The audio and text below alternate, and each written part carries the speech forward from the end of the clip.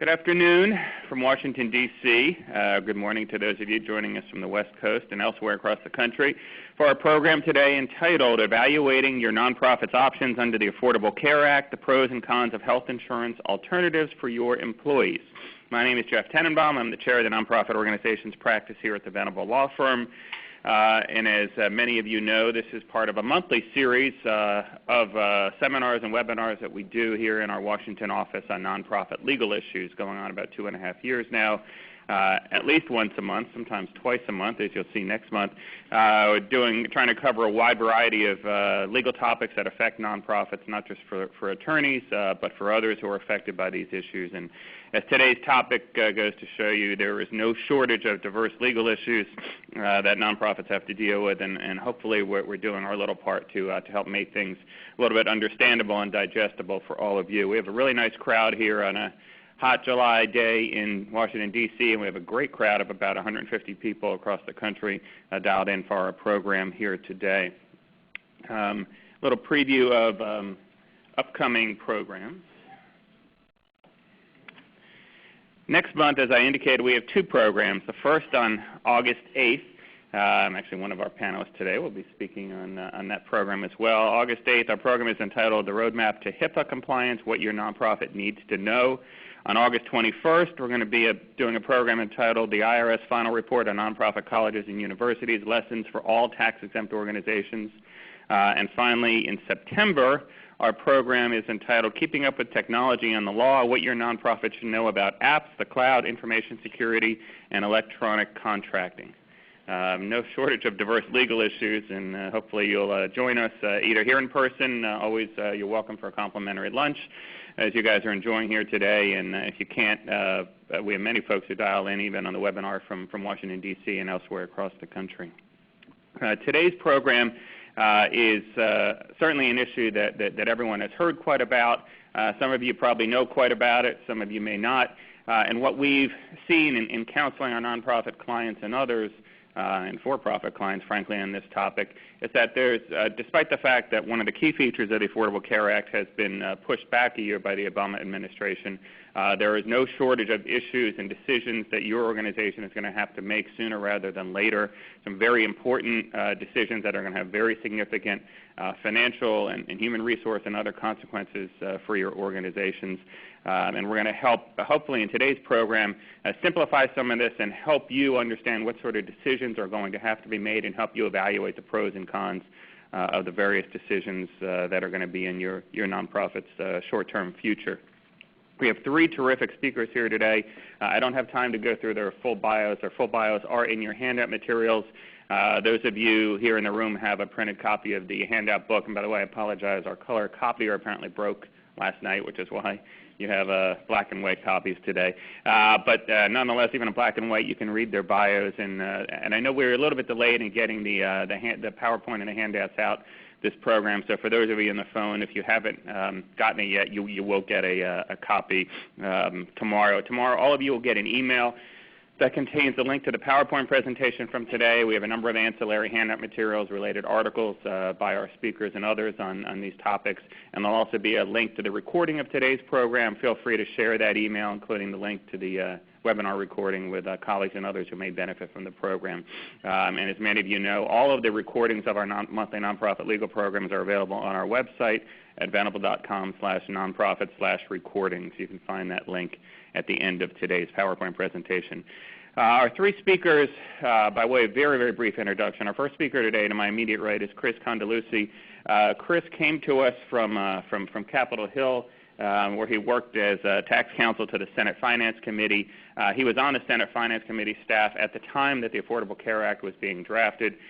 Chris played a key role in drafting the portions of the legislation relating to exchanges.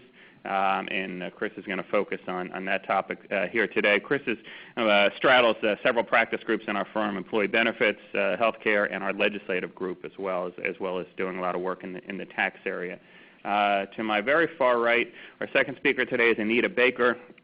We don't always have just Venable lawyers on our panel today, and we're very fortunate to have Anita with us. Anita is the managing partner of the employee benefit plans practice at the Clifton Larson Allen firm. Clifton Larson Allen is a large national, very well-respected accounting and consulting firm with whom we have the pleasure to work quite often, and it's really been a pleasure to get to know Anita and work with her. She's a really tremendous expert when it comes to healthcare reform, and you're going to really benefit from a lot of her wisdom here today.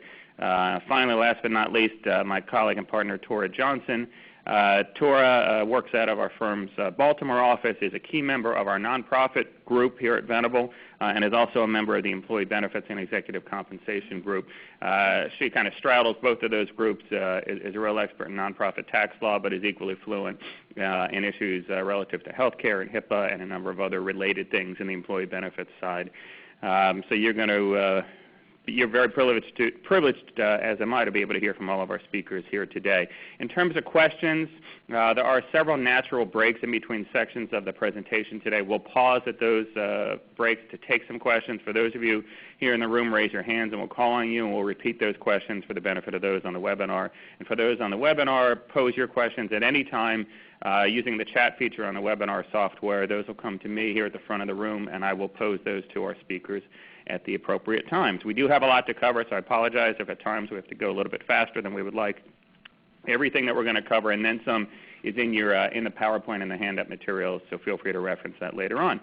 With that, and without further ado, I'm going to turn it over to Chris to get us started. Chris. Well, good afternoon, everybody, and good morning to those on the West Coast. Jeff, can I trouble you for the clicker so we can move the slides? I mean, I might just push return because my computer is not. Yeah, yep.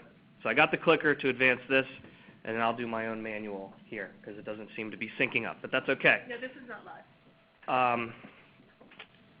So again, thank you all for joining us today. We're going to talk about a lot of information, so we're going to hopefully get through things quickly. As Jeff indicated, there will be some natural breaks for questions.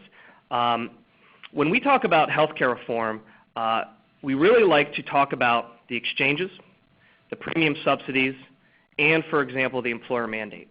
And the reason why those three provisions together are very important is because they're inextricably linked. The exchanges deliver the premium subsidies. The employer mandate penalty tax is triggered if an employee accesses a premium subsidy. So as you can understand by those three sentences, those three provisions are inextricably linked. So they're obviously very important for employers to understand kind of the nuts and bolts.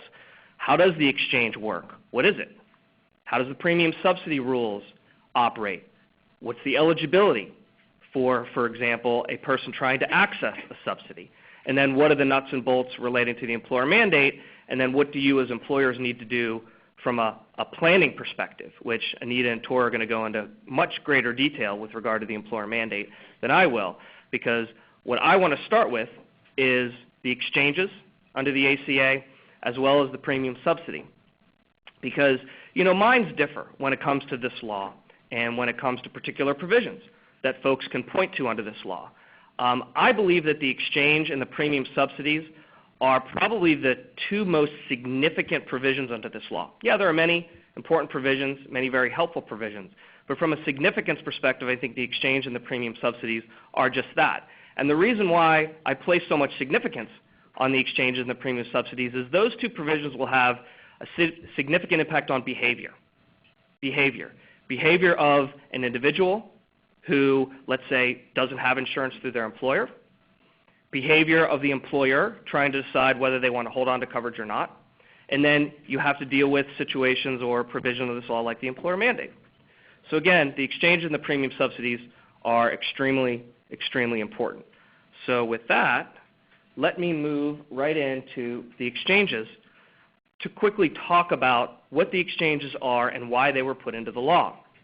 Now, a lot of folks associate the exchanges with the premium subsidies because the exchanges, these marketplaces, are actually the entity that actually delivers the premium subsidies to consumers.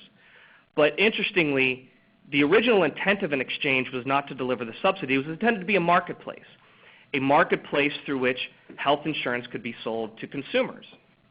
And as a policymaker, and as Jeff indicated, I was on the Senate Finance Committee while we were developing this law, we bought into the marketplace concept because we said, okay, if you have a one-stop shop where folks can come, both individuals without employer coverage, as well as, for example, small employers, you can reduce administrative costs, you might attract insurance companies compete, the economic principle of competition results in lower premiums.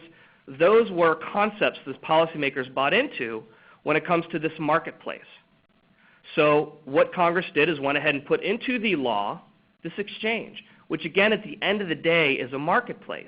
And what's interesting is the concept of a marketplace has been around for a number of decades. I mean, back in the early 90s when the Clinton administration was looking into healthcare reform, a marketplace concept was discussed. And there has been marketplace discussions ever since that with Massachusetts, for example, when they came up with their healthcare reform law in 2006, have what's called the Massachusetts Connector. That, at the end of the day, is a marketplace through which health insurance can be sold.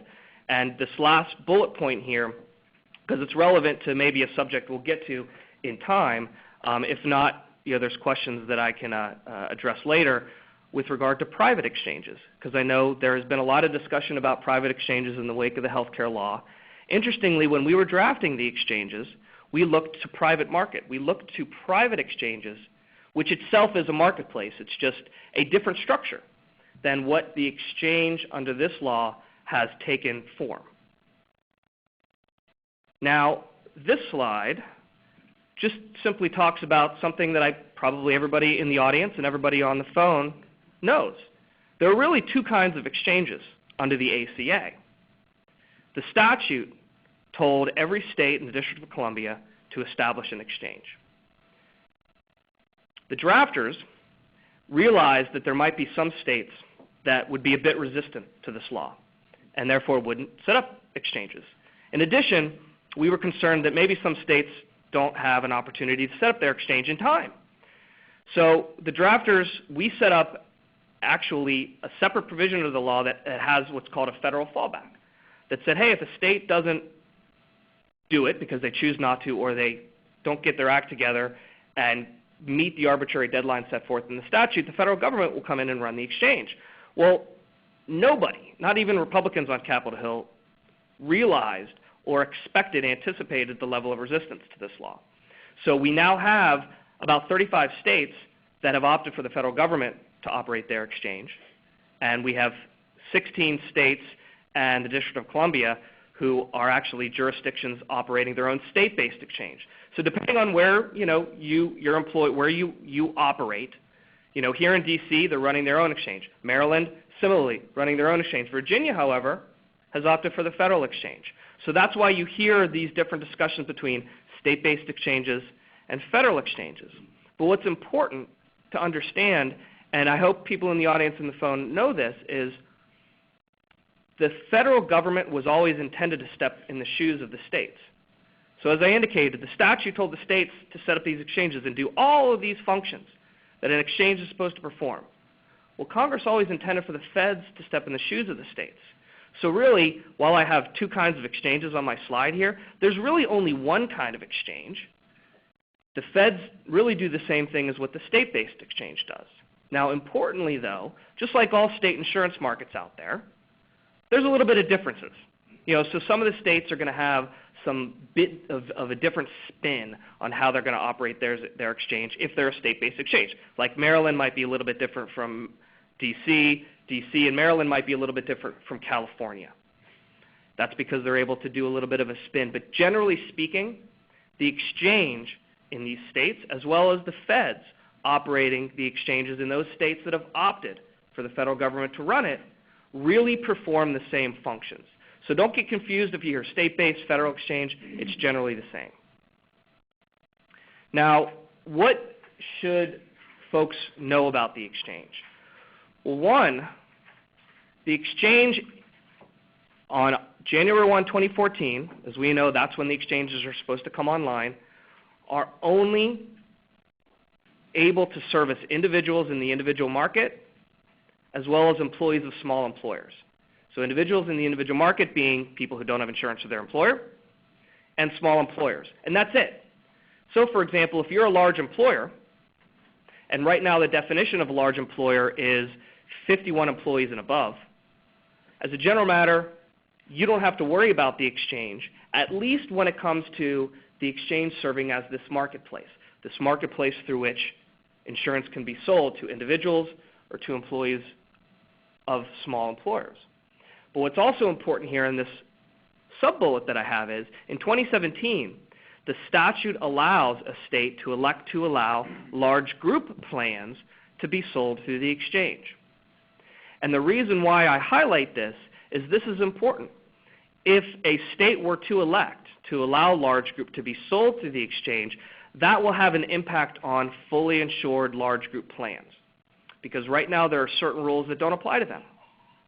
In 2017, if there is a state election, these rules will apply. In the interest of time, I don't want to go into detail of what all those rules are. If people want to ask me, please feel free afterwards. But I want to highlight that for folks, that in 2017, there could be an issue for some folks that say, hey, I'm in large group, I don't got to worry about the exchange. Well, you might in 2017. Another question is, if the federal government continues to operate these exchanges for a significant period of time, will they have the authority to elect to allow large group to be sold to the exchange? Maybe. I just informed you that Congress always intended for the feds to do exactly what the states are supposed to do. Well, this gives the authority to the states. So it'll be interesting to see what happens in a 2017 timeframe. Now, this last bullet here is really just to indicate that the exchange is more of a governmental entity. It can only be housed in a governmental agency or nonprofit independent entity. A lot of the exchanges are operating as a quasi-public-private, so there still is government involvement. And the reason why I highlight this is distinguishes the ACA exchanges from, let's say, your private exchanges out there, because those companies are for-profit companies. So they are different than the ACA exchange. So, for example, if there's folks in the audience here or folks on the webinar that hear about private exchanges, there are differences between the two. And if time permits, we can go into those differences. But I want to highlight the fact that the ACA exchange is primarily a quasi-public-private type of entity as opposed to a for-profit entity. So what else should you know about the exchange? Well, I discussed a little bit about this one, which is the exchanges are required to perform a whole host of functions. One, determining the eligibility for the subsidy, because like I said, the exchange is the mechanism through which the subsidy is delivered. So the exchange and the Department of Health and Human Services will determine eligibility for a subsidy. So that's just one of the exchange functions. The function of the exchange is required to perform.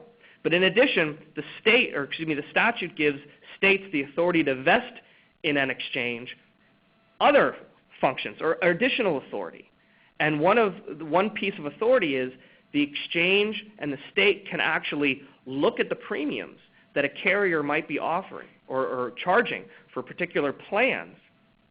And actually the exchange could kick that carrier off of the exchange if the exchange and the state feels that premium increases are unreasonable. So this model is called an active purchaser, and right now there are actually 7 states that have adopted this active purchaser model. And as I indicated, states are a little bit different, right? They can add a little bit of flavor to what their exchange is doing. Well, 7 states out of the 16 that are running their own exchange have opted for this active purchaser. And for all intents and purposes, what this active purchaser is attempting to do is, for all intents and purposes, regulate the market and have an impact on what premiums are going to be charged for those plans that are offered through that marketplace. Now, this is going to be the last slide of my portion of the presentation, and it focuses exclusively on the subsidies. And again, as I indicated, in my opinion, even more so than the exchange, the subsidies are the most significant provision when it comes to behavior, because it's a good amount of money, and it's a good amount of money that's subsidizing a huge cost for individuals, that cost being health insurance. Well, what are the eligibility requirements for the premium subsidies? Well, I have this general rule here, and the reason why I like to emphasize this general rule is 8 out of 10 people that I talk to don't know that the only way you can be eligible for a subsidy is if you are not offered an employer plan. Now, there's an exception to this rule, so don't beat me up yet if you know the exception. But the general rule says if you are offered an employer plan, you're not eligible for the subsidy. Why is that important? Because there's a lot of employees out there who are listening to the news or reading articles or might hear in subsequent news flashes over the next couple of months that you're eligible for a subsidy. Well, if you're offered an employer plan, in general, you are not eligible for a subsidy. Now, what's the exception to this rule, right? There's exceptions to every rule. The exception is if your plan is unaffordable or doesn't provide minimum value, and I'm not going to go into detail because Anita and Tora will go into more detail of what affordable and minimum value means. But if your employer plan is not affordable and doesn't meet minimum value, then your employee can be eligible for the subsidy. So then and only then. Now again, why is that important? Because if your plan is affordable minimum value, your employees are not going to be eligible for a subsidy. And that's going to be an important communication piece, in my opinion, that an employer is going to want to deliver to their employees because their employees might be hearing all this other information through the news, through Read, through the Internet. So it's important for employers to understand these eligibility requirements. Now here I lied. I have one more quick slide, but I really covered most of it. Behavioral changes, done. Verification process. This is also an important point for employers.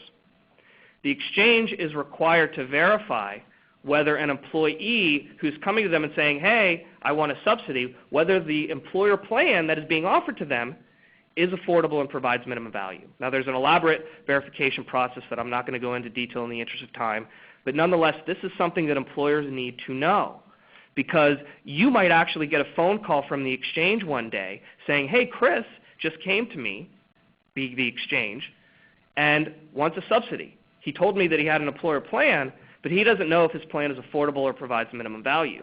Do you know, employer? That's going to be some communication between the employer and the exchange, which is arguably going to have some administrative issues. And I already talked about this last bullet, so I am going to stop and turn it over to Anita or Tori. Do you want to ask her questions? Or? I was going to ask you a question. Okay. So when you were saying that employees would be eligible for a subsidy, if the employer didn't offer them affordable minimum value coverage, do you want to at this point talk about the income qualifications to get a subsidy? Because not all employees will be eligible. Excellent point. Thank you for that clarification. So I think everybody on the phone heard the question because we have the microphone here. There are other eligibility requirements that I didn't discuss in my slide, which is eligibility is based on income. So if you are between 100% of the federal poverty level and 400% of the poverty level, you are eligible for a subsidy. If you happen to make more than 400% of poverty, which for a family of 4 in 2014 will be close to $100,000, then you will not be eligible for a subsidy. So let's say you're an employer that only employs high-income individuals.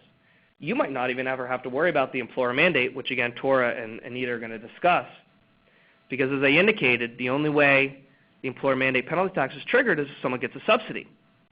Well, if they're not eligible for a subsidy based on income, then that person can't get the subsidy and the employer doesn't get penalized. But I do think it's important to realize how deep or how much somebody could be earning and still be eligible for a subsidy. So as Chris mentioned, a family of 4, it's close to $100,000, and for one person it's about $45,000. So there will be a significant portion of employers' workforce that are income eligible, and so the key question is going to be, are you offering them affordable minimum value coverage? Yeah, and I think excellent points, especially when it comes to employers understanding what the eligibility requirements are, because your employees, I believe, and mines differ, are going to ask questions about the subsidy, especially when they hear the news and information about the ACA in the next couple months. So with that, let me turn it over to Anita to talk about the employer mandate. All right. Thank you, Chris and Tora. I'm going to talk today about the shared responsibility requirement for large employers. Oops, sorry. There we go. And the employer mandate applies to applicable large employers, which is defined as an employer that has at least 50 full-time employees, including full-time equivalents. And the common law test is used to identify employees. So it wouldn't include leased employees. And basically, the employer has to have control over that employee, the work they do, the hours, and so on, to be common law employee. The total number of employees for this purpose is calculated by taking your total full-time employees, and full-time is defined by the law for those working 30 hours or more a week or 130 hours or more a month. So you take the total full-time employees, and then you have to add the full-time equivalents. And what that is you take all your part-time employees for a month and you divide by 120 hours for the month to determine how many equivalents you have for that month. So if you have more than 50, that puts you in the large employer category, and then you're subject to the penalties or the employer mandate. So there is an exception for seasonal workers. So if an employer has seasonal workers and they work no greater than 4 months during the year, and basically if that's the only reason why you're a large employer is because of those seasonal workers, then you can exclude them for purposes of determining whether or not you're a large employer. So that becomes really important for certain industries that employ a lot of seasonal workers. So the employer mandate, again, employer with 50 or more full-time equivalents would not be subject or would be subject to the penalty tax if the employer is not offering health and coverage to at least 95% of full-time employees and their dependents up to age 26. So if they don't offer coverage, then the penalty is $2,000 times all full-time employees after the first 30. And remember, the only time you use equivalence is just to determine whether you're a large employer. So this penalty is actually based on the number of full-time employees, and you get to exclude 30. So that's why you may hear some employers talking about keeping the number of their full-time employees under 30 or 30, because the lower of the two penalties, you can never pay more than the no insurance penalty. So you would not be subject to penalty if you had 30 or fewer full-time employees. So we do hear that as an unintended consequence. Some employers try to keep that down, as well as keep their full-time employee count down as well. And then also, if the employer offer coverage but the coverage is unaffordable, meaning that the employee contribution for coverage exceeds 9.5% of their income, and there's some IRS safe harbors that Tora is going to talk about, or if it does not provide minimum value, which means your plan has to cover or have at least 60% actuarial value, which means that the plan covers at least 60% of the cost of the plan. And if you don't have the affordable coverage or you don't offer that minimum value plan, then you're subject to the other penalty, which is $3,000 times each full-time employee that accesses premium subsidies at the exchange. So again, they have to be under the 400% of federal poverty level, and then it has to be unaffordable in order for them to go ahead and go to the exchange and access the subsidies. And so it's only triggered if someone does go to the exchange and get the premium subsidy. Now, this was originally effective January 1st of 2014, but July 2nd, they announced the mandate delay for 1 year. I happened to be on vacation in Idaho that week, so I opened up my email on the 2nd, which I shouldn't have, and saw that there was this big announcement. And, of course, my marketing person said, I wonder if Anita's going to tweet this week on vacation. Of course, I got a tweet in that week, but timing is everything, right? A lot of people are on vacation. So what does that mean when the penalties are delayed until 2015? Basically, it means that if you're a large employer, you do not have to offer coverage to full-time employees and their dependent children, and you won't be penalized in 2014. Also, if you have an unaffordable plan, then you will also, or don't provide minimum value, you will not be subject to penalties in 2014. Now, the other part of this law was that there were supposed to be information returns filed, and part of that checking and verification of the eligibility for subsidies was meant to be between the exchanges and the employers and the IRS. Well, that also got delayed until 2015. So we were just talking a little bit before about how that verification process is going to work, without having all of the pieces of the puzzle in place. They took out one piece, but there's other pieces that were kind of dependent on a few of these pieces. So it kind of remains to be seen how that will all play out. And as some of the other implications of the delay are more employees may be eligible for the premium subsidies because employers won't be changing their plans necessarily, so they may not offer affordable plans. I know when we've been consulting with clients in the last year, we've been trying to educate what does it mean to have an affordable plan? How do you get an affordable plan to avoid the penalty? Well, now that it's kind of been delayed, they're not they're kind of maybe more in a wait-and-see mode as far as should I have an affordable plan or do I need an affordable plan. So they may not have one in 2014. Therefore, the employees would be eligible to go to the exchange and get subsidies on that. And then and as little as 2% of income, an employee may pay that for health insurance, and the government picks up the rest. So then when an employer actually does offer affordable plans, say in 2015, that employee may no longer be eligible for the subsidy, and they may have to pay up to 9.5% of their income. So there's going to be a differential there, and I think the employers might look a little bit like the bad guy after the employee gets a subsidy and they go and they get a lot of their premiums paid for, and then in 2015 they end up having to pay 9.5% of their employer's premium. So there is a little bit implication there that might not necessarily be a positive thing for employers. So some of the, we actually have a health insurance penalty calculator that runs numbers for employers and basically says, what are you paying today? What are your full-time employees? How many hours do they work? And what is that going to look like in the future?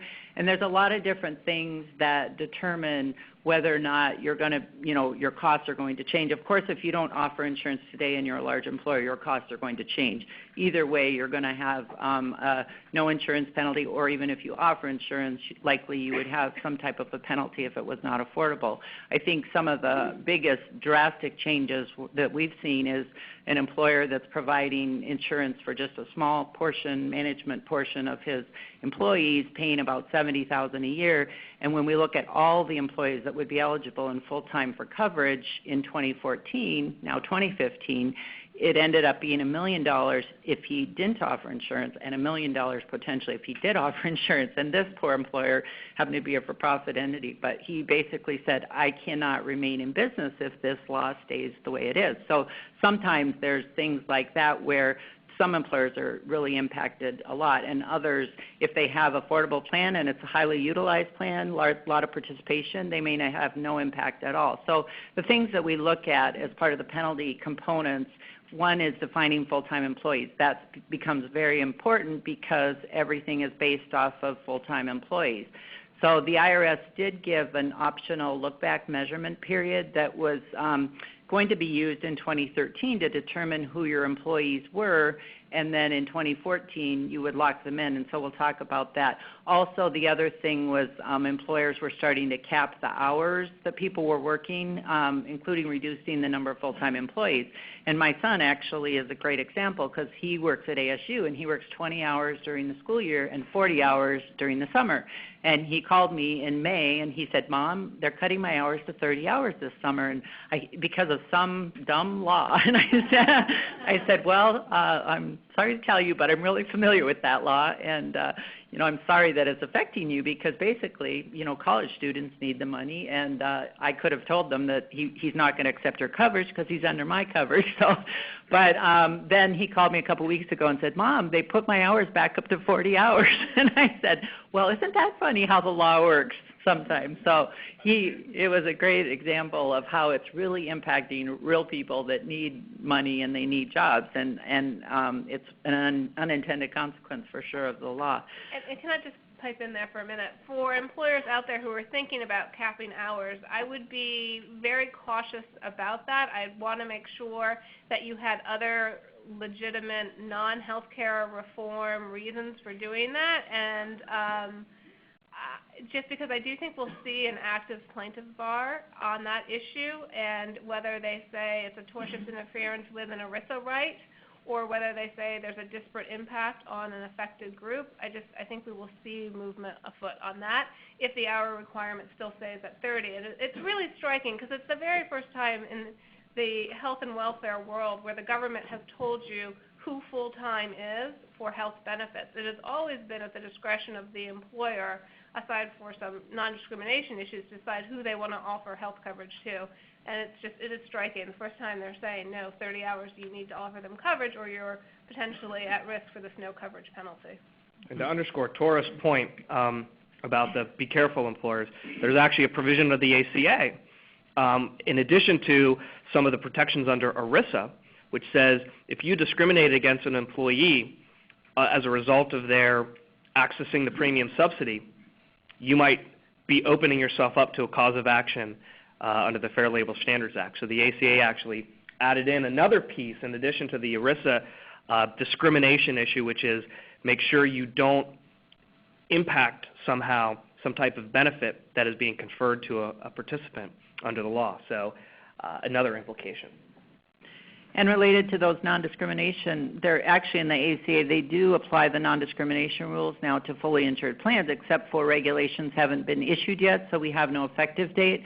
But what that means is in the case that I gave you where they were offering only to management employees, under the non-discrimination rules, they could not offer better eligibility or benefits to highly compensated employees versus the non-highly compensated employees, because the penalty for that is $100 a day per employee discriminated against, up to $500,000. So you can't only offer, I mean, you have to offer coverage to all full-time employees, but you can't discriminate and offer a better plan to your highly compensated and not offer the same plan to your other employees.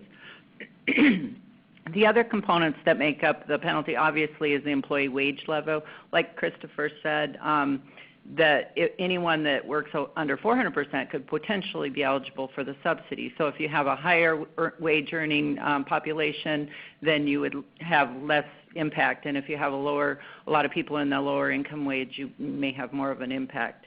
And the last bullet there is minimum value and affordability.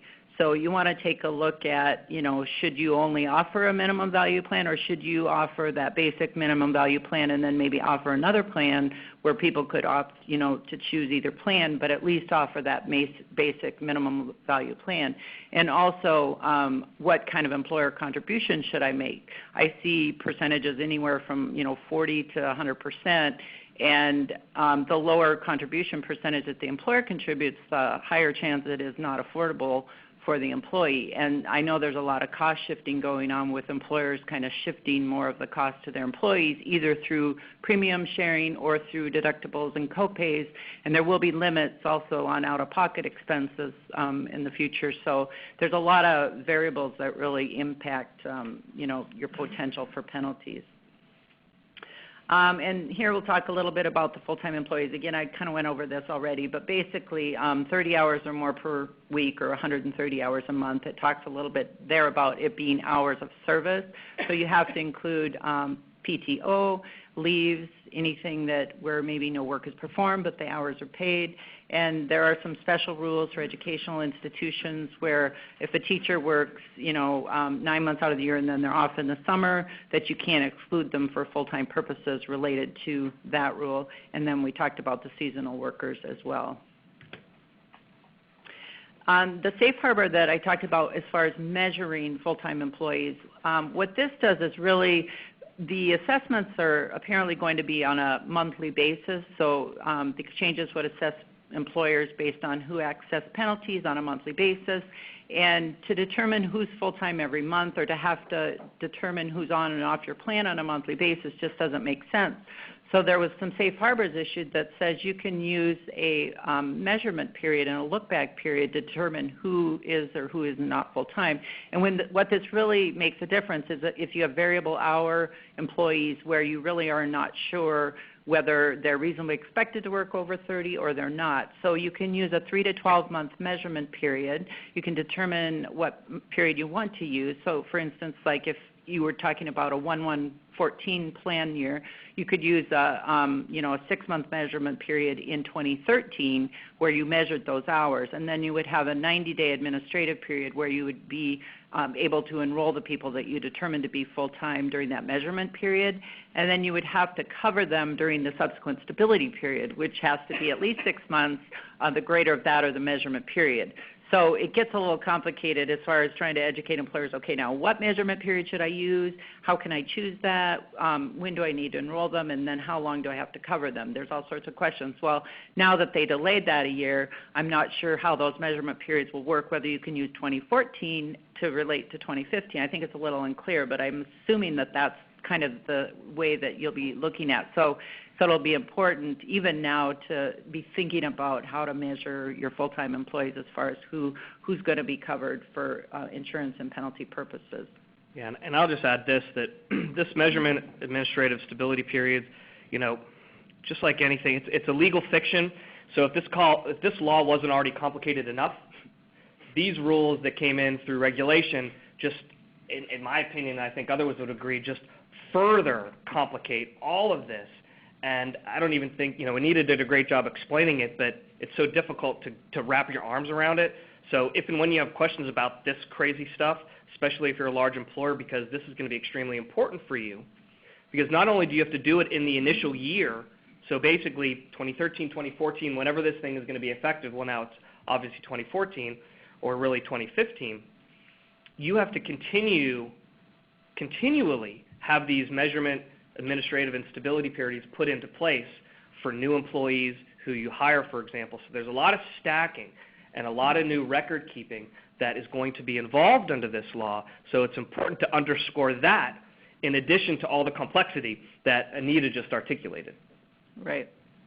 And of course, it takes a lot more administrative time, and we know that HR and payroll personnel are kind of short already with everything that they have to do. So it's just something to put on your to-do list again.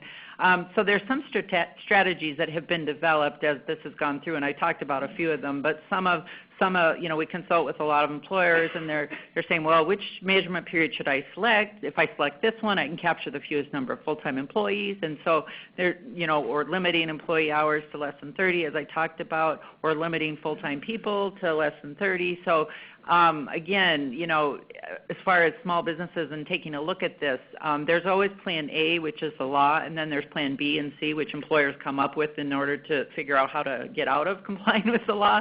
And this is what we're seeing is all these ideas.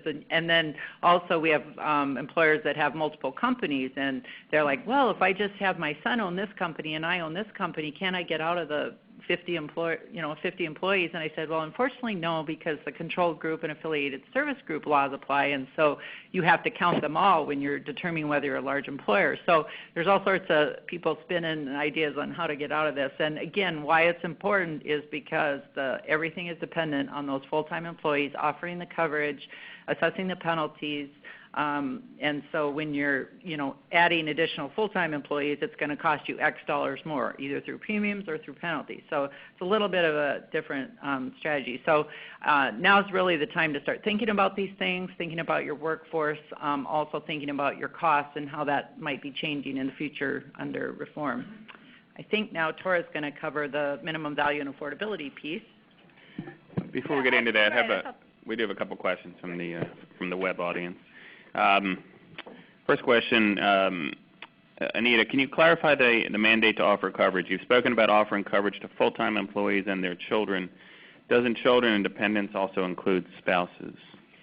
Actually, no.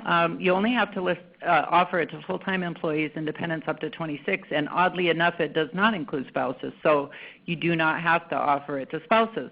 And then also the affordability is just based on the single coverage employee only premium. It's not based on family coverage at all.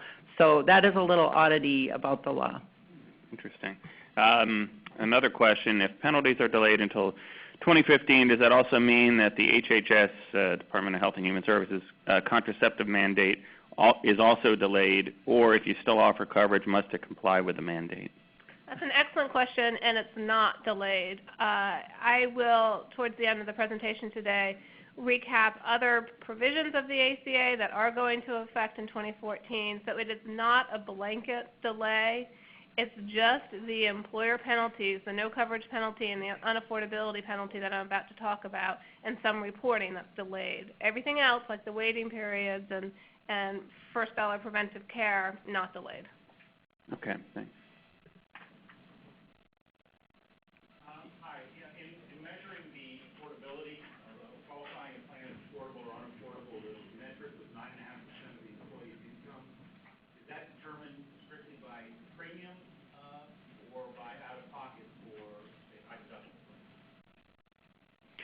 That's based on premium. Oh, excuse me. So the question was on affordability for determining whether or not an employer's plan is affordable. Is that based on 9.5% of the employee's income related to premiums or related to out-of-pocket costs and premiums? And the answer is it's just related to premiums. Yep, John?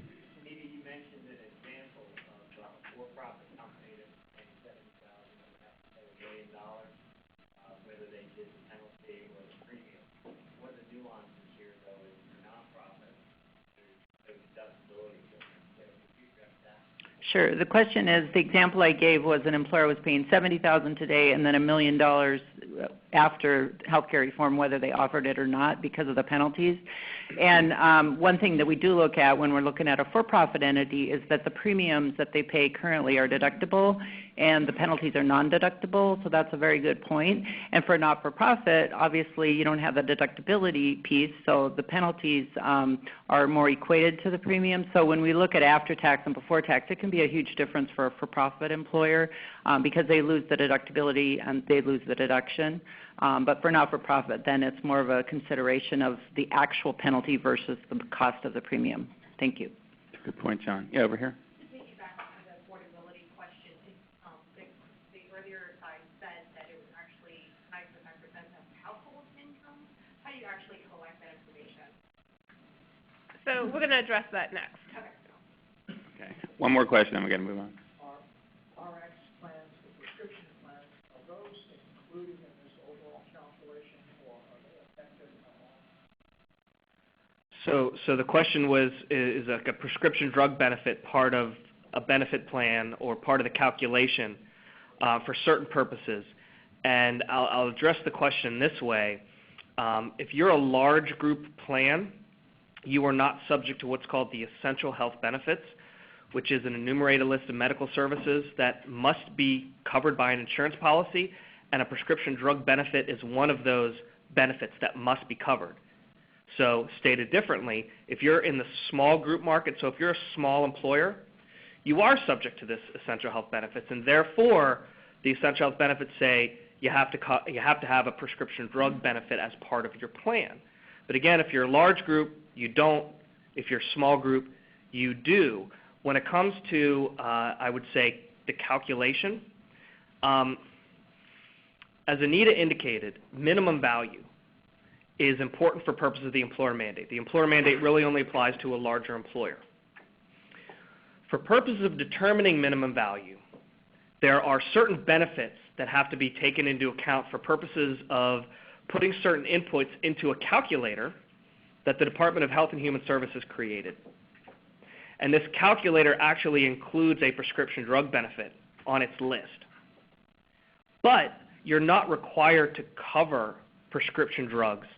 And if you don't, you still might be able to meet this magic minimum value, because when you've put all this information into this magic calculator that the Department of Health and Human Services created, you still meet this minimum value threshold. I know that was probably confusing because I don't want to go into too much detail of getting in the weeds, but the general statement I think that I'm trying to make is, in large group, you don't have to cover prescription drugs, but be careful because you might fail the minimum value test. But if you're small group, you're subject to the essential health benefits rules, which requires prescription drugs to be covered. Okay, with that, I'm going to turn to the second penalty, which I refer to as the Unaffordability Penalty. And it can be triggered even though you are offering your employees coverage. But it's triggered if the coverage is either not providing minimum value or is unaffordable. It's the same definition of full-time employees that Anita went through that we're talking about here, so that is at least a helpful thing. But coverage is unaffordable when the premium for the lowest cost employee-only coverage is more than 9.5% of the particular employee's income, and we'll come to how you determine the 9.5% in a bit. And the coverage doesn't provide minimum value means that it's not rich enough, and as the slide points out, minimum value means the plan must pay at least 60% of the allowed benefits under the plan, and then the employee picks up the remaining 40% through cost sharing, such as deductibles, copays, and coinsurance. But to trigger this penalty, you have to have one of those full-time employees go to the exchange and be income qualified for a subsidy.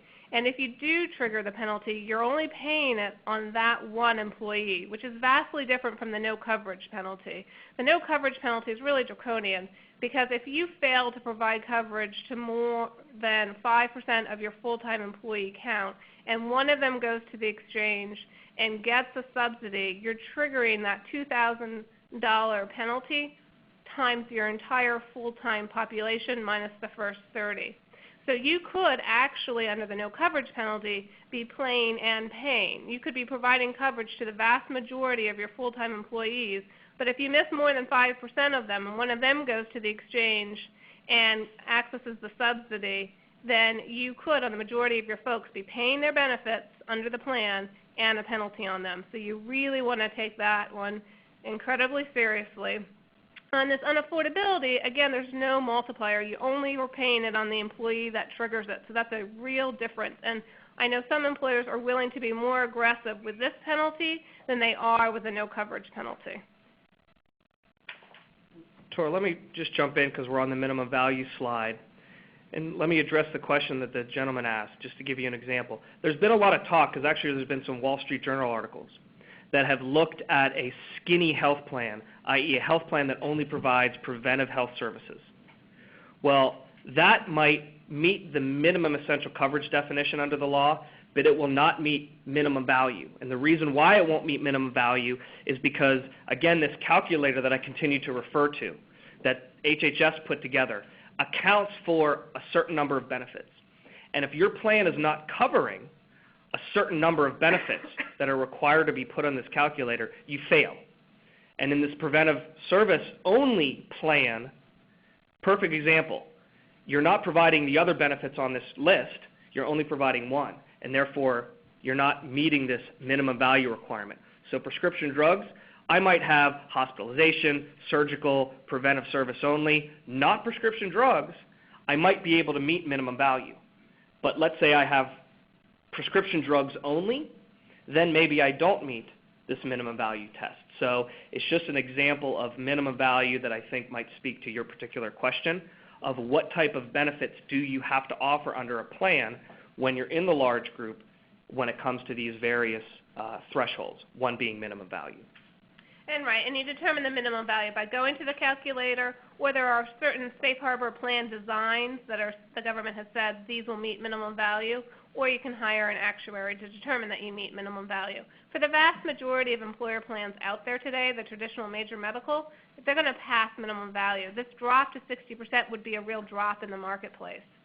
So it's also important to realize. It's not the minimum value where employers are going to have the most trouble. It's going to be on the affordability piece, which is the next slide. So how does an employer know if coverage is affordable for their full-time employees? And the subsidy is based on 9.5% of the employee's household income. And employers rightly said, I have no idea what my employee's household income is. So the government said, okay, we'll give you 3 safe harbors, and we'll talk through each of the safe harbors. But one of them is the W-2 wages from that employer, a rate of pay from that employer, or basing premiums off of the federal poverty line. Now, there are rare instances where there'll be the coverage will be affordable based on one of these safe harbors, but the employee will actually be able to get a subsidy, and that's in divorce, alimony type situations. But just because they got the subsidy because it worked on their household income doesn't mean that the employer is going to pay a penalty. So the W-2 safe harbor, I think, is the most popular of the safe harbors, and that's where the employer looks at the wages they're paying their employees and are making sure that the premiums are not more than 9.5% of that employee's income. Again, it's for employee-only coverage. There's no requirement that dependent and spousal coverage is affordable. It's a real quirk in the law. You have to offer, as Anita said, dependents coverage. You don't even have to offer spouses coverage.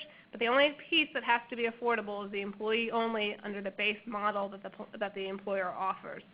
And when you look, there's a little trick, I think, to this W-2 safe harbor because it's box 1 wages. So it is after the pre-tax deductions for the 401k and under the cafeteria plan. So you only get to look at it after they've taken their pre-tax deduction. So it's a little bit less than what you might otherwise think. And you really only know if you've meant it at the end of the year when they've received all their compensation for the year. But you can use it prospectively as a planning technique and base your premiums off of 9.5% of the wages. But it's the first time where you might see more common in the industry or amongst employers to charge based off of wages.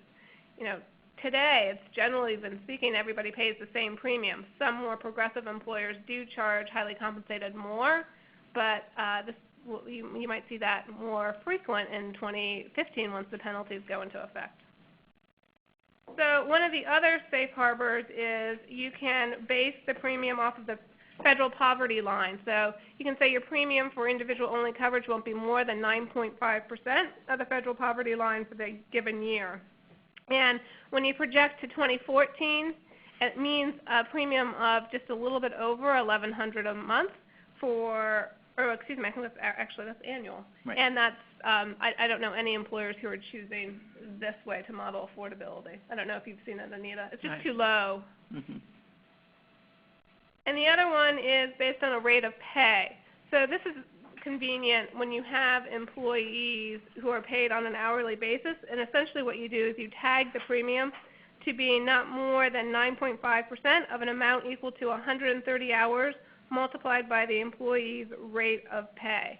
Now, this isn't perfect either because it's at 130 hours, which means that if somebody's actually working more than 30 hours a week, you're actually losing that delta. But as I said, where employers are really willing to take more risk is on this unaffordability penalty, and they're doing what makes sense for their organization, realizing that they might not always get this penalty perfect and are willing to roll the dice a little bit more and figure that they might have to pay on a handful of employees the unaffordability penalty. And just as another thought is the penalties not always a penalty, because if you think about average premium costs that employers are paying today, oftentimes that's much more than the $3,000. So when we look at employers, and it's 100% affordable for everyone, but they have a lot of employees that are in that 100 to 400% of federal poverty level income range, and if their average premiums are say $6,000 or $7,000, my first question is, do you really want to make it affordable, or do you want to capitalize on using the subsidies and make it not affordable for certain of them, as long as you're not discriminating, and pay the $3,000 versus paying the cost of coverage that you're providing? So it's kind of you don't think of it like, oh, I want to pay the penalty, but the way the penalties have been set, it may not be a deterrent in some situations.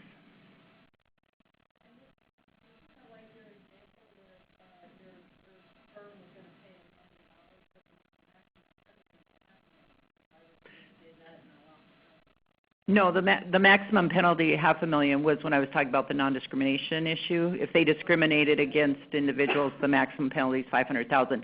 I don't think there's a maximum penalty set on employer penalties. Actually, I think it's as much as Yeah, but to your question, and the question was kind of on the finances of, if I drop coverage, is that going to be cheaper than offering coverage? And that's part of the calculus, as kind of Anita said, is employers are saying, okay, I might save $100 million a year if I don't offer coverage.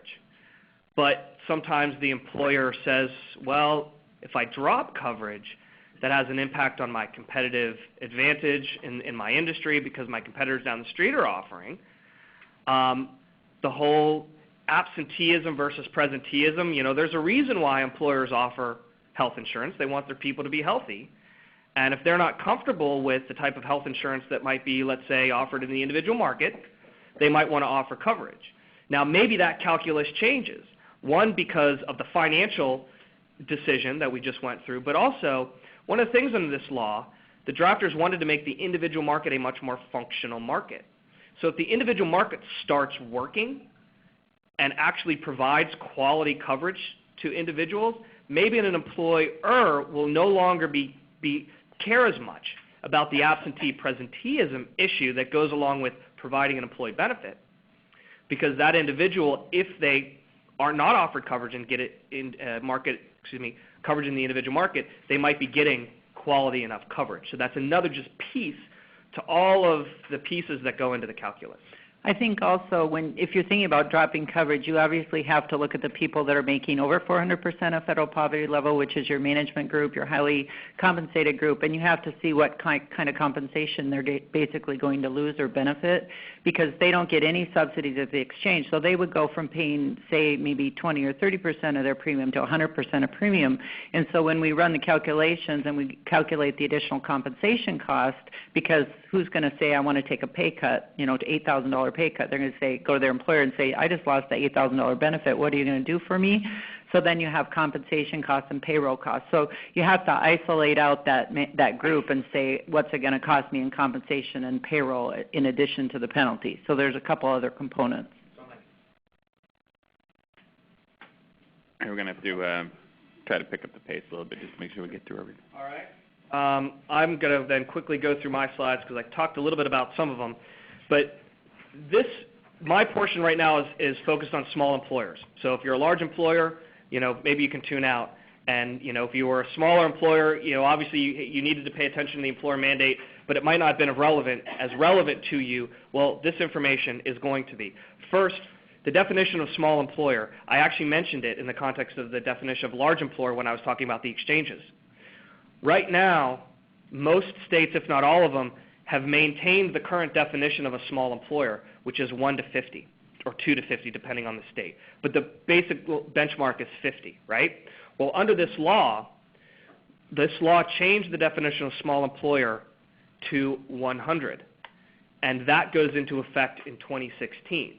Now, why is that important? Because if you're right now a firm of 75 employees, and you're in a state that has maintained their definition of small employer, you're saying, wow, great, I'm in the large group market. I'm not subject to a lot of these rules that apply to small group.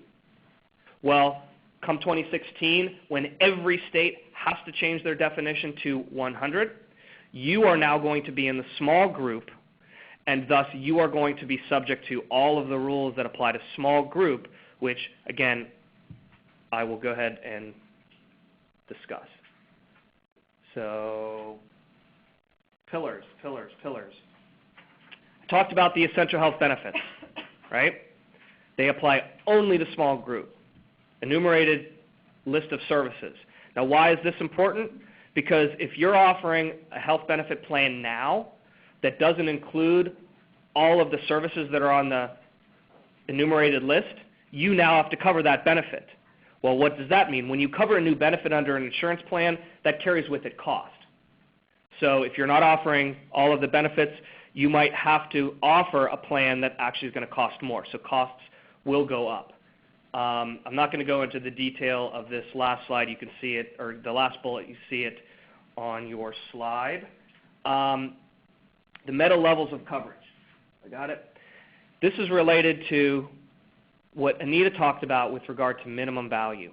Actuarial value and minimum value are very similar. Really what actuarial value is it's a measure of coinsurance. It's really saying how much is the insurance policy paying and how much is I as the insured am I paying.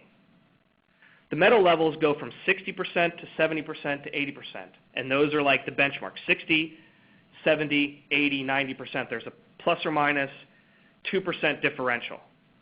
But why you have to meet this, or what these actuarial values mean, if I have a 60% actuarial value, that means my insurance policy is paying 60% of the benefit, and I as the insured, I'm paying 40%. If I have a 90% actuarial value, my insurance policy is paying 90% of the coverage, and I'm only paying 10% of that cost. Well, why is that important? Because if you're under a 90% actuarial value plan and that insurance policy is covering much more of the cost sharing, that plan is going to cost more by definition from a premiums perspective as opposed to a 60% actuarial value. So if you're looking for a cheap plan out there or a lower costing plan, I don't mean cheap in the negative sense, but a lower costing plan, you're going to gravitate toward a 60% actuarial value because that's going to carry with it a lower premium because the insured is taking on more cost under this particular policy. Now, these meta levels have to be offered in the small group market. So it's something that you, talking with your carrier who is underwriting your insurance for you, you're going to have that conversation. Cost sharing limitations, another aspect to this. one of the more important cost-sharing limitations under this law is in small group, you cannot offer a deductible for a single-only plan that exceeds $2,000. You cannot offer a family plan that has a deductible that exceeds $4,000. Now, why is that important? Because you might all be offering high deductible health plans that have a deductible that's higher than this statutory amount. This means that now you can't offer that plan. You're going to have to default back to this $2,000, $4,000 limitations in the law. Now, HHS built into some flexibility for employers, or really for insurance carriers.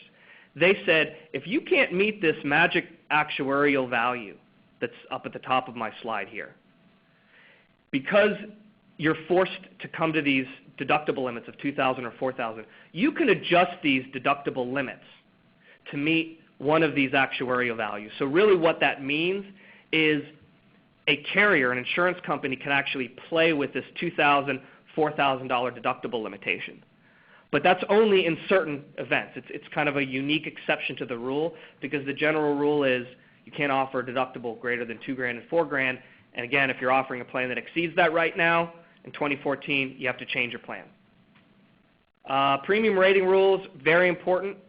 Right now in the small group market, or I should say in 2014 in the small group market, a carrier cannot rate based on health status. Cannot. But they can vary the rates based on age, for example, tobacco use, geography, and family or single. Now, why is that important? Well, let's look at the age, for example. The age rating bands are 1 to 3. And what that means is the carrier can charge a young person $1 and an older person $3. So that could be the differential. Most states, however, have an age band of like 1 to 25.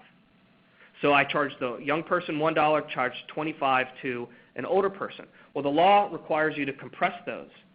And what does that mean? That means that a younger individual is going to be paying more because it's insurance. They're generally subsidizing then the older person because the carrier cannot charge that older person more. So why is that important? If you have a young workforce, your premium rates will go up as a result of this age band. But if you have an older workforce, your premiums might go down because your workforce doesn't have to pay as much as it did the year before.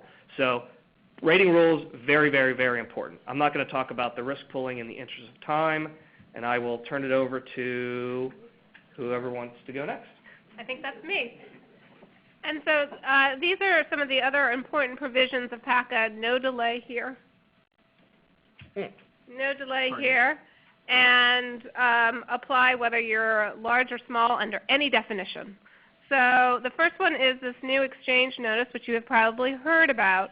There's a new requirement for all employers that are subject to the Fair Labor Standards Act to provide all of their employees, whether or not they're benefits eligible, with a notice about how the exchanges work by October 1 this fall. That notice includes information about the existence of the exchanges and how the subsidies work in a very general way. There's also a place in there for employers to tailor the form about the health coverage they offer if they offer coverage. Is it minimum value? Is it affordable? There's a third page where you can give even more detailed information about waiting periods and premiums that you are charging. I don't know any employers that are opting to provide that, although I should state that this is an opportunity for employers to give whatever message they want to message about health care reform and the benefits of their plan and why somebody might take an employer plan over the exchange. And I should also note that this requirement to provide the notice is, it doesn't appear at this point in time to be annual for your ongoing employees. There might be reasons why, if you message it, that you want to do it on a periodic basis, an annual basis, but you do need to provide it to all new hires on or after October 1 within 14 days of their date of hire. Again, whether or not they are eligible for benefits. So it's part of your HR new hire packet going forward. And Tora, one comment on this, because I mentioned the verification process when I was discussing the exchanges. While not required under the law, as Tora indicated, it might be advisable for an employer, per their education efforts, to educate their employees about whether they're eligible for a premium subsidy or not, you might want to be proactive and inform your employees about your employer plan, whether it's affordable, whether it's not, because that will equip your employee with the correct information to know whether they are eligible for a subsidy or not. And what does that do for the employer if you decide to do this? That should reduce some of the administrative issues that may result if your employee, unbeknownst to you, goes to the exchange, tries to get the subsidy, and then the exchange tries to verify it, calls you up, and asks you for that information. So that's another important piece for you to think about when you plan for the future. It also helps your employees go to the exchange because you'll see there's weird numbers on the form, and those numbers correlate to lines on the application for coverage on the exchange. So it's supposed to make it easy to get the right information over to the exchange. The next slide, this was delayed. This information reporting was how the exchanges and the IRS were going to know whether or not an employer was subject to a penalty. And since the penalties are delayed, this information reporting is delayed. We do expect more guidance about how that's going to work later this summer, early fall. So very important to know that the prohibition on waiting periods of longer than 90 days is still scheduled to go into effect as of January 1. So you can no longer have a waiting period that's very typical, the first day of the month after 90 days, after 3 months of hire. You've got to get them in on the 91st day. What's more is if you have somebody in the middle of a waiting period that was permissible before 2014, you need to make sure they get in on the 91st day as soon as the 91st day in January. Then two very new important assessments. The one that I want to spend the most time on is the one that is due at the end of the month. It's the PCORI fee. This is a $1 a head tax for 2012 that's being paid for the first time for calendar year plans at the end of the month. For 2013, the fee goes up to $2 a head, and then thereafter there's inflation. It's per covered life, so you pay it not only on your employees that are covered, but their family members that are covered. It's used or will be used by the government to fund effective treatments. It is paid by the carrier if you're fully insured. It's paid by the employer if you're self-insured. One little important nuance here is if you're fully insured and your carrier is covering the fully insured plan, that's great. But if you offer an HRA, that's technically a self-funded plan, and you, the employer, have to pay the fee on that HRA. The second fee, and it sunsets. You pay it 2012 through 2018. The second fee doesn't go into effect until 2014. Again, it's also on covered lives. You pay it on your employees that are covered by the plan and their covered family members. This one is much higher. This is $63 a head in 2014, and it's slated to go down in 2015 and 2016 and then sunset, and we'll see how that plays out. But these funds are being collected because they are supposed to smooth the experience of insurers on the exchanges. So if a carrier gets more than their fair share of bad claims on the exchanges, these fees are being collected and they'll get a payout from the fees. And I'll just add on the transitional reinsurance fee. This is most important to a self-insured employer. So if you're self-insured, you're really taking the full brunt of the $63. There is some argument if you happen to be fully insured, because this fee is actually on the insurance company, not you as the employer, if you're in the fully insured context, if you're contracting with an insurance company. But that fee is going to be passed through to the consumer. You might not feel the full $63, but you're certainly going to feel something. So it was very, very important, or at least we felt it was very, very important to inform this group, because we feel that you might not be in the self-insured arena, but it's still very important if you're in the fully insured arena. We suspect you'll see a line item on the premium for the fee if you're fully insured. And that will be due for the first time in November, December of next year. Then in the interest of time, I'm just going to briefly say there's a new tax that's going to go into effect on insurance carriers on the premiums that they collect. Again, our suspicion is you will see some of that if you're fully insured in your premiums. The other tax that has gotten a lot of press is the Cadillac tax. It's scheduled to go into effect until 2018. There, it's a 40% excise tax assessed on the health insurer or plan administrator, i.e. employer, offering high-cost health coverage. What's high cost? It's when the annual premium is greater than $10,200 for single-only coverage or $27,500 for family coverage, and that 40% is on the excess of the premium. Now, all we have now is statutory guidance, and for right now, that would include your major medical plan, health FSAs, self-insured dental and vision, but not fully insured. I suspect some of that hiccup, especially between the self and fully insured dental and vision, is going to be fixed by regulation, but we'll have to wait and see on that one. Again, if you're self-insured, you're paying it as the employer. If you're fully insured, it's paid by the carrier, but I suspect you'll see it passed on to the employer. On the list of self-insured that you just mentioned, and also for affordability for the fee, I did not hear outpatient mental health plans for self-insured, so they're not covered. So the question is, at least with regard to some of the fees, outpatient mental health services. Yes. That's a self-insured plan. Is it a standalone plan? Yes. And it's self-insured? Yes. I suspect you have to pay that. We can talk about it afterwards. Yeah, and I think to your question, if it's a standalone mental health, I mean, really the definition for a lot of these fees are, is it considered major medical coverage? And there is a definition of what major medical coverage means under the regulations implementing these particular provisions. So I think we would need to scrutinize the regs to determine whether this standalone mental health benefit would be considered major medical, and if it is, you would be subject. If it isn't, then you're not. One technical clarification from a web participant regarding the fee tour that you were talking about for transitional reinsurance. One of our participants believes that the first fee is due on January 15th of 2015, not 14. I don't know if that's accurate or not. Well, I think what technically is supposed to happen is you're going to get an invoice from HHS in the November-December time frame. You're going to submit, these are how many covered lives I have. They're going to take it and say, okay, then you owe 63 times that number, and you may actually be writing the check actually in January. So I was a little imprecise in my time, but you're going to start the correspondence with the government late fall of 2014. Okay, thank you.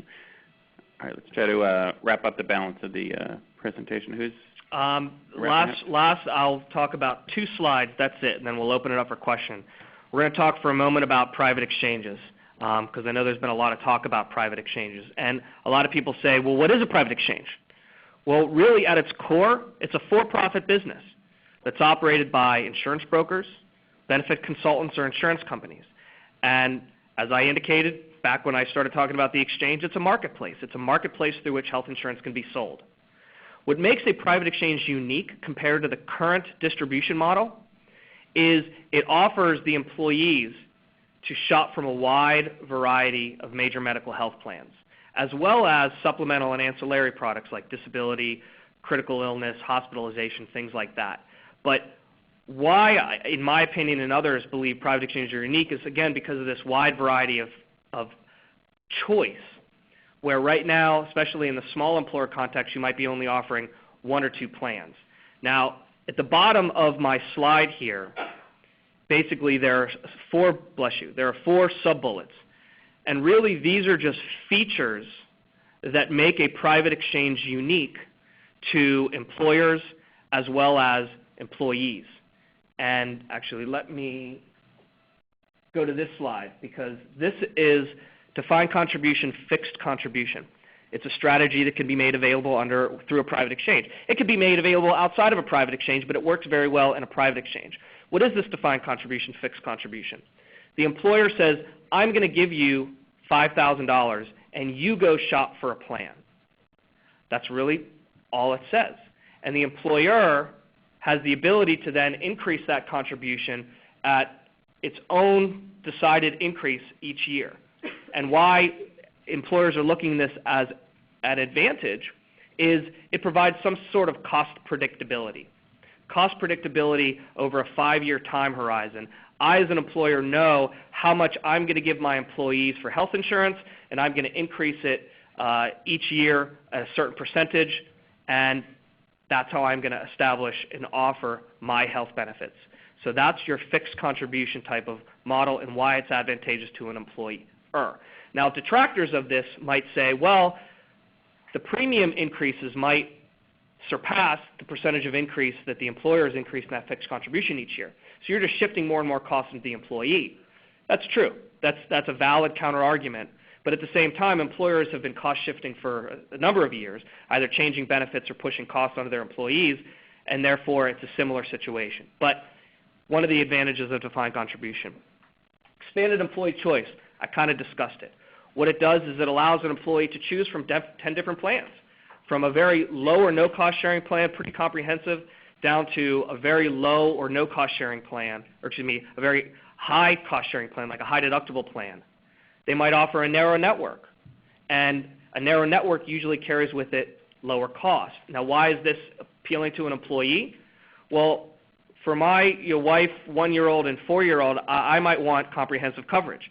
But for a 25-year-old, they don't go to the doctor very often. They may want a high deductible health plan. My parents, who live in Pittsburgh and drive down to Florida every year, might want an expanded network. So they're willing to spend a lot of money for going to doctor whenever they need to. And the private exchange allows those different employees with those different needs to choose those various plans. Now, a lot of people come up to me and say, Chris, there's a reason why we only offer 1, 2, or 3 plans, because offering 10 plans is confusing. Well, there's a decision support system that is part of a private exchange. And what it does is it's intended to narrow down the plans that are made available. And we've all seen decision support before, right? We've gone to Best Buy. We've said, I want a 40-inch to a 50-inch TV. I click, it narrows down the TVs. I want to pay $1,000 to $2,000. I click, it narrows down the TVs. Well, here it's similar, but here it's a bit more sophisticated. Some private exchanges actually ask the employee some questions based on health status, risk tolerance, financial situation, and the technology essentially develops a personal profile of that person. And they match you up with all of those 10 different plans, and they spit out 3 different recommendations for you. And you as the employee can deep dive into those particular recommendations to figure out why did they recommend this for me?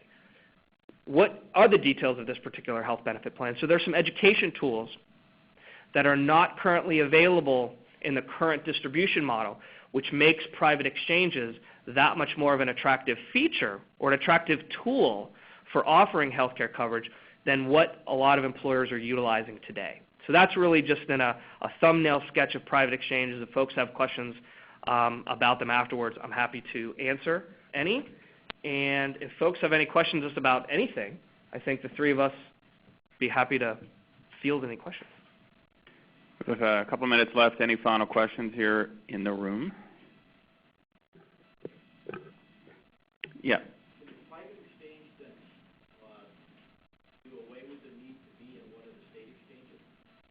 So the question is, if you go with a private exchange, does that take away the need to be in a state exchange? And I will first give you the general answer, and the general answer is yes. A private exchange, as I indicated at the beginning of my presentation, is wholly different and separate from the ACA exchanges. It's its own animal. It's its own creature. It has its own technology that differs from the ACA exchange. It's similar in concept because it's a marketplace, but it's going to differ. Now, here's my caveat to my general answer. The District of Columbia has actually come out with a recommendation eliminating the outside insurance market. So basically saying if you're a small group, if you're a small employer or an individual in the District of Columbia, the only game for you is the ACA exchange.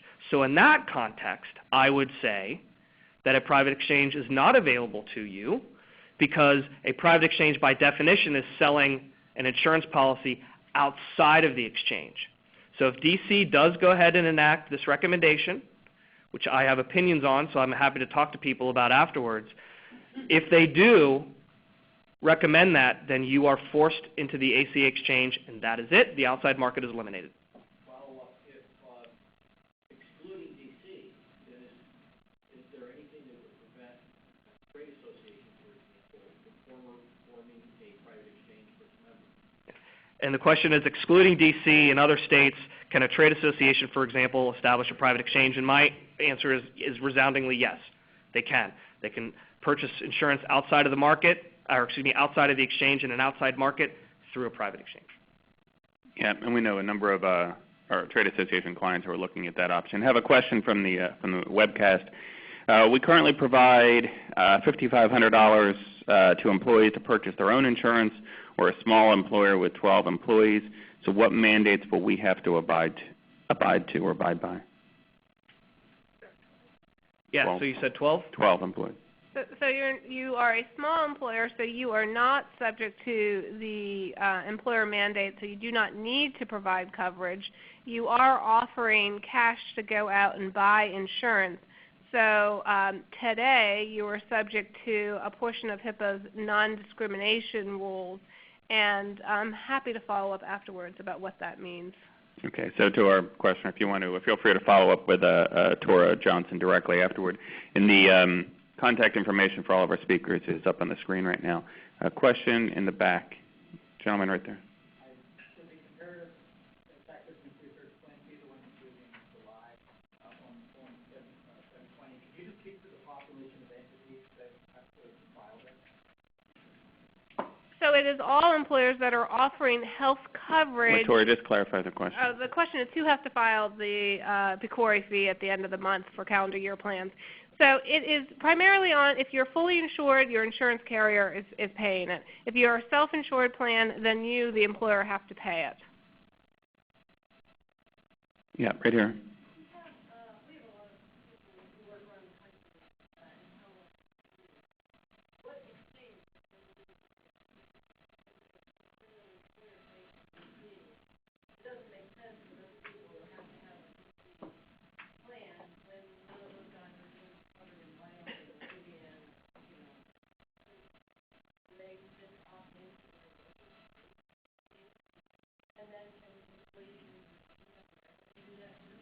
Yeah, and the question is, if I have employees in multiple states and I'm offering coverage through the exchange, either because I'm forced to because I'm here in D.C. or I decide to because I'm a small employer and I'm in another state. And employers say based here in D.C. Where does those people have to get the coverage? And interestingly, the regulations indicate that it is the address, it's the address of the principal business. So if you're located in D.C. and you have multiple people, people in multiple states, based on the rules, you're looking at D.C. being that address of your principal business, and thus those folks have to get insurance through D.C. Now, a lot of, especially this metropolitan area, have networks that are kind of shared, even if you're in Virginia or Maryland, even if you're a D.C.-based employer. But you bring up an interesting question. If you're in Utah, that same network isn't offered by CareFirst or some other Kaiser or some other carrier that's here in the district. So are there going to be some mismatches? And I would submit the answer is yes.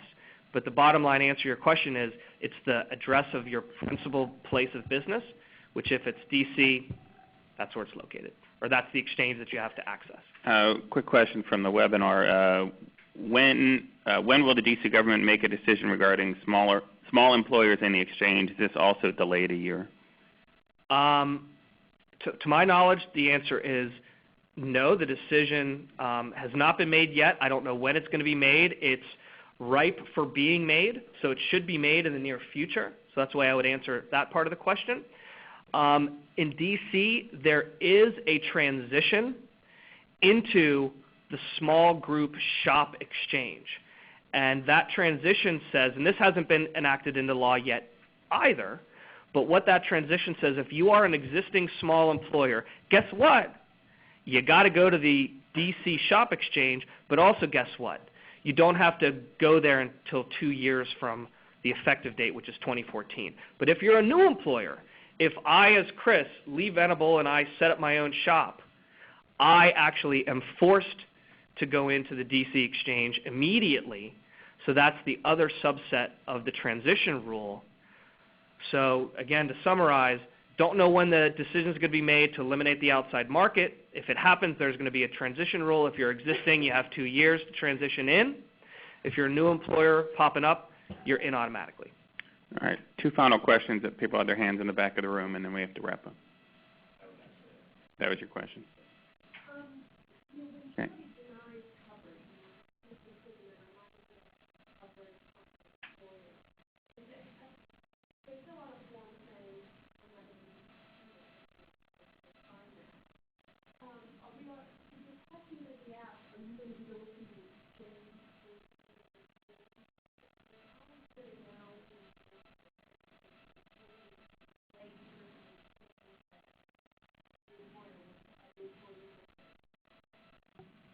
So the question is, how do you know if your employee, or should you ask if your employee doesn't take the employer's coverage? Should you ask whether they're going to go to the exchange? One really important point here is, as long as you, the employer, have offered affordable minimum value coverage, they cannot trigger a penalty to you because they are no longer eligible for a subsidy. Now, as far as the reporting that's going to happen between the employer, the exchanges, and the IRS, that's what's caused the delay in the penalties for 2014, according to the guidance that's come out, because that is a very tangled web with a lot of pieces and players, and some concern on the burden that's placing on employers. So we don't know exactly how all of that will play out. But you as the employer really want to document that you made that offer of affordable minimum value coverage to protect yourself. Yeah, to underscore Tora's point, I mean, you can disclose whatever, or you can provide any type of information that you want. But from a rules perspective, if you are offering that affordable minimum value and that employee says, I don't want it, then you have met all the standards and you have locked them out of being eligible for a subsidy based on my slide that has the premium subsidy eligibility rules. So if you want to inform them, provide more information, you can. Here's one issue that we didn't discuss. When it comes to offering family coverage and this affordable coverage, an employer doesn't have to offer a family plan that's quote-unquote affordable. But under the law, it's being referred to as a family glitch. If I'm an employee or Venable offers me an affordable plan, but they don't offer me a family plan that's affordable, that locks my wife and my child or my children out of eligibility for the subsidy. And why is that important? Because I think a lot of employees are going to say, I can't afford family coverage. Please make it affordable. The employer responds, well, look, I'm complying with the law. I'm offering an affordable plan, which happens to be an employee-only plan. So I think there's going to be some employer-employee relation issues flowing from that. But that's just an issue that I wanted to flag.